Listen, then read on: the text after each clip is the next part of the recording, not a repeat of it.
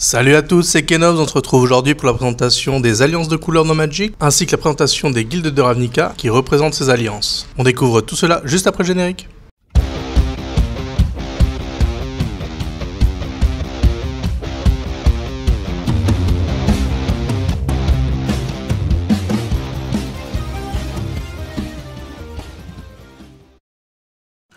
Merci de suivre la chaîne, n'oubliez pas de vous abonner et d'activer la petite cloche. Vous pouvez aussi lâcher un pouce bleu si ça vous plaît, et vous pouvez aussi nous soutenir sur Tipeee dont vous trouverez le lien en description. Allez, bonne vidéo! Jouer à Magic et faire des decks est une mécanique complexe qui vous amènera bien souvent à marier les différentes couleurs pour en tirer le meilleur parti. Nous allons donc voir ici les différentes alliances bicolores du jeu. Les couleurs et leurs affinités ne sont pas figées. Si les couleurs ont des affinités plus ou moins marquées, l'univers Magic est complexe et les alliances se font et se défont en fonction des extensions. Chaque deck a ses spécificités et peut allier toutes les couleurs entre elles afin de créer les meilleures synergies possibles. C'est le bloc Ravnica qui met en avant ces unions de couleurs à travers ces guildes et qui a donné leur nom aux différentes alliances bicolores. Ravnica est un plan décrit comme une immense ville à l'échelle de la planète qui atteint toutes les extrémités de son plan d'existence. 10 clans y sont en opposition et se disputent le pouvoir. Afin que les clans acquièrent un semblant de paix, les guildes y ont fait un pacte, afin que chacune des guildes dirige un des aspects de la ville.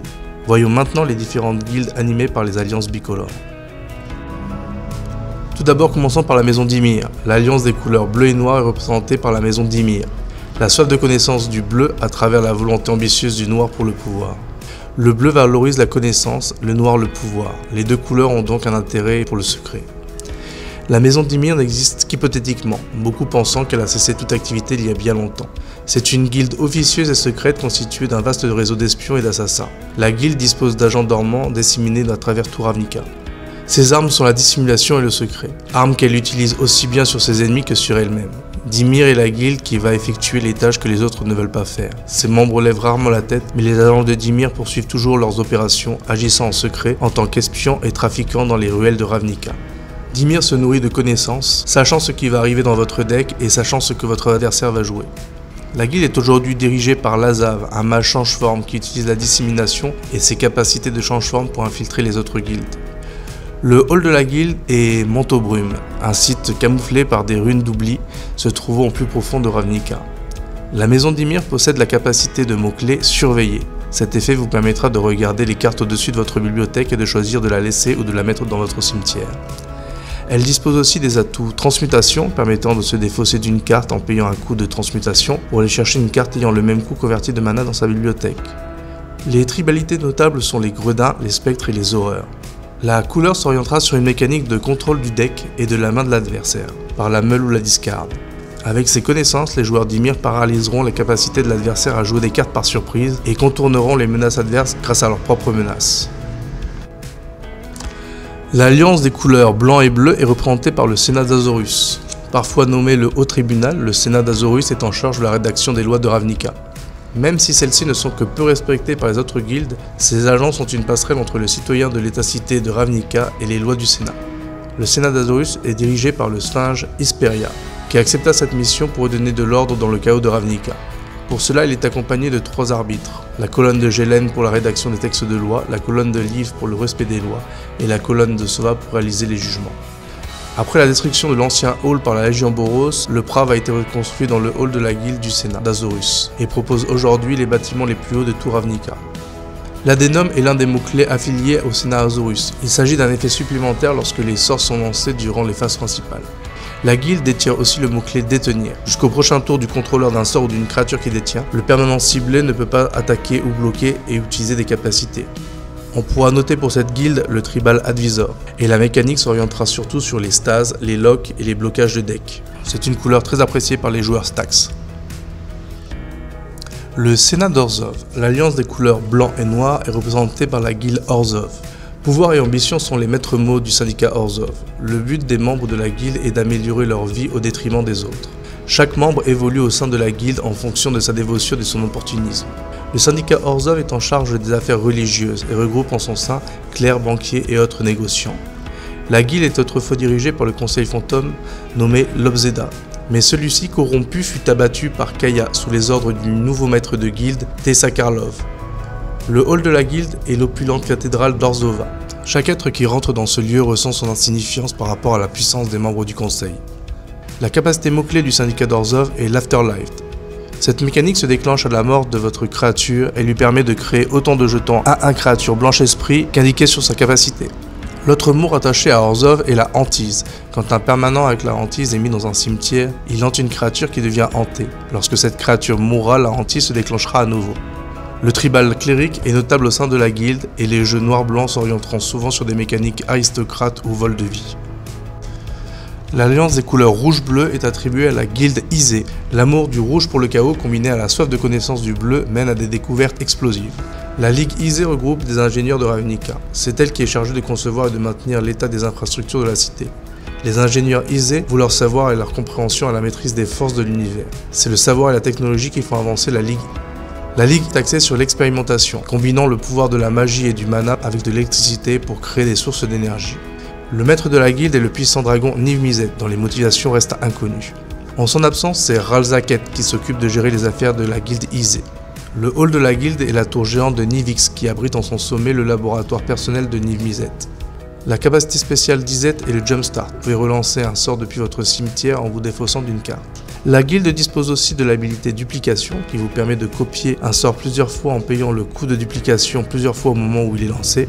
La guilde dispose aussi de la surcharge qui vous permet de payer plus cher un sort pour changer l'occurrence ciblée dans le texte d'une carte par chaque. Les tribalités notables de la guilde sont les Wizards et les Drakes. Le gameplay Isé sera bien souvent orienté Spellslinger et la mécanique des decks pourra tourner autour des sorts d'éphémères et de rituels et des créatures bénéficiant du lancement de ces sorts. L'idée étant de déjouer votre adversaire en contrôlant le jeu avec des dégâts directs ou des contre-sorts tout en tirant suffisamment de cartes pour ne jamais manquer de sorts. Le culte Rakdos, l'occurrence rouge-noir est représentée par la guilde Rakdos. Le culte de Rakdos est une secte d'adorateurs fanatiques et sanguinaires. Le culte de Rakdos n'a ni mission ni objectif, les membres du culte sont simplement motivés par la liberté de détruire et le chaos. La guilde est anarchique et la loi du plus fort règne. Dirigé par le démon Rakdos, celui-ci passe le plus clair de son temps dans le hall de la guilde au milieu d'orgies de sang constantes. Les disciples de Rakdos demeurent dans le Rix Madi, un palais donjon. Construit à même la roche, le hall de la guilde est un lieu immense avec un torrent de lave qui s'écoule en son sein.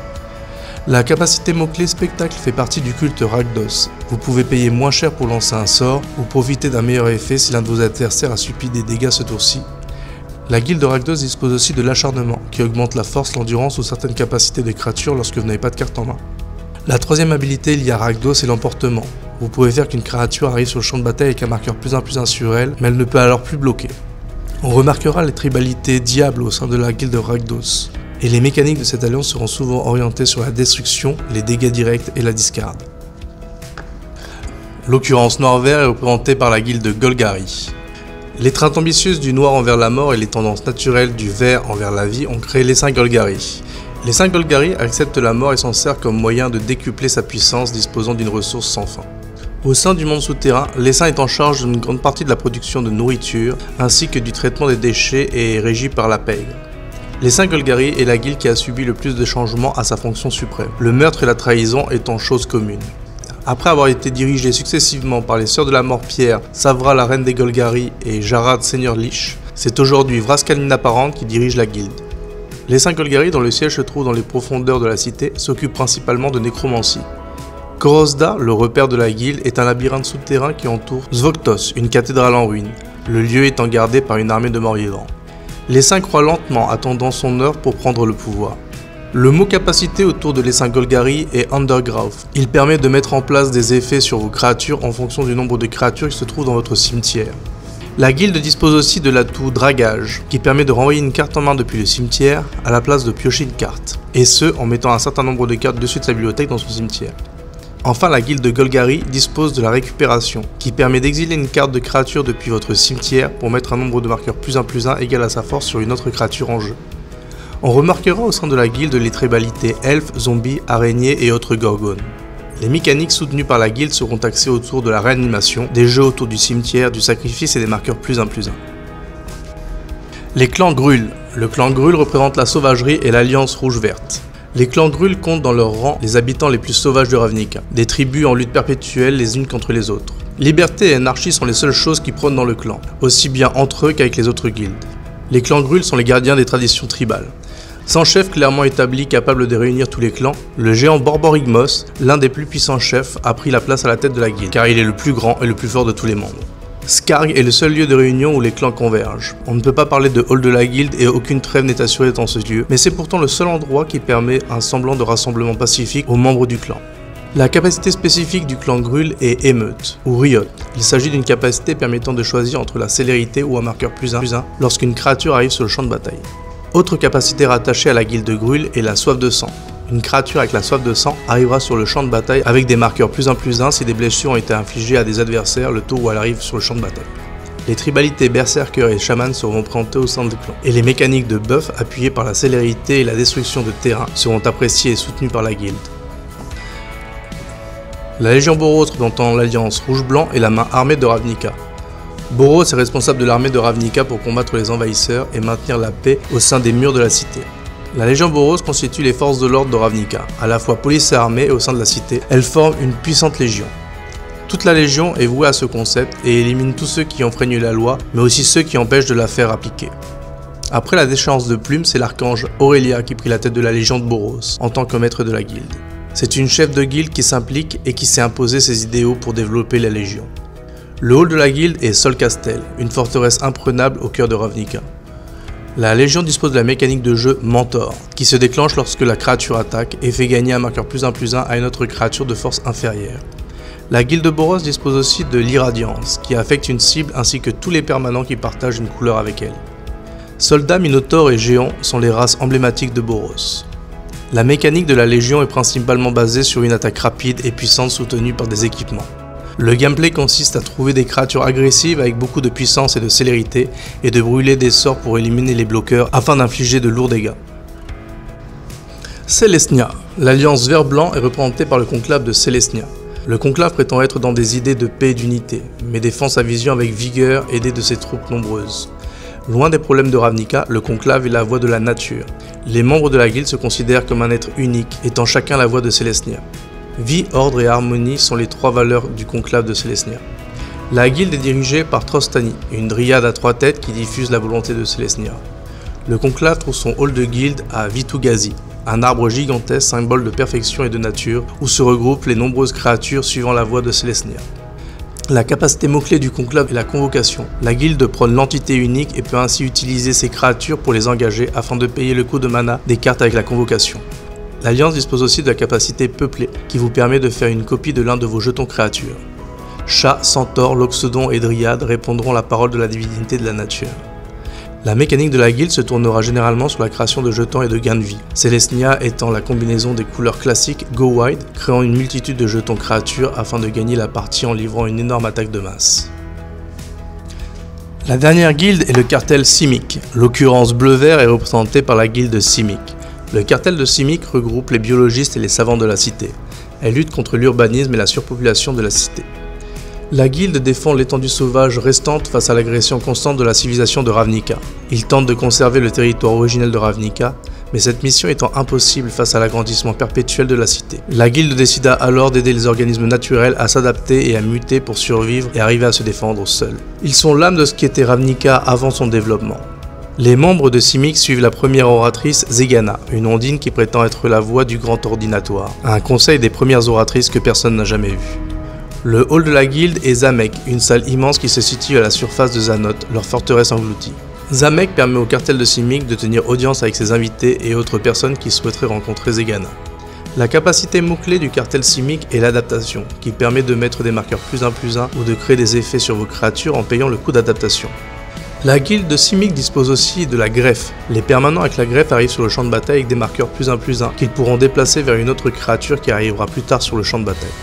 La tribalité mutant est notable au sein du cartel, et les stratégies liées à cette alliance seront orientées sur la rampe, la pioche et l'évolution des créatures via des marqueurs +1.